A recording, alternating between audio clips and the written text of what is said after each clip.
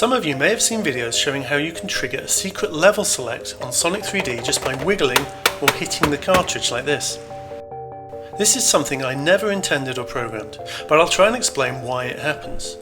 Much like today, back in the early 90s, if you wanted a game published, it had to pass a series of checks that Sega and the other console manufacturers would perform on it. These tests generally took a few weeks, and if you failed for some reason, you had to resubmit and start the whole process again.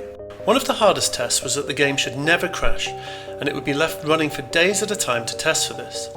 If it crashed, it was sent back to you with a cryptic error report, and you had to try and recreate the issue and fix it.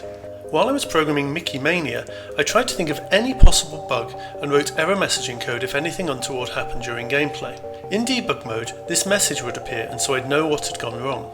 You can see here in the code the kind of things that I'd trap, like decompression failure or too many sprites on screen at once. When it came time to submit the game, I altered the code so that instead of displaying an error message, it would pretend that you'd found a secret time warp. You'd warp randomly either back a level or forward a level, which would give me the ability to do a fresh reset and clean up any possible errors so the game would just keep running. This really helped with the submission process, as most things that would have crashed the game just brought up the secret time warp, and so Sega wouldn't know it was actually a bug, so the game got released on time. This worked well, so I did the same in Toy Story, this time disguised as a game to win extra hit points.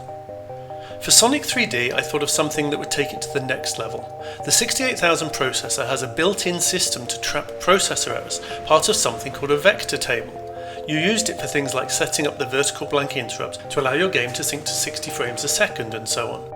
It would also cause an interrupt if you tried to do something like divide a number by 0, and those interrupts were usually used so that an error could be passed to the coder for debugging.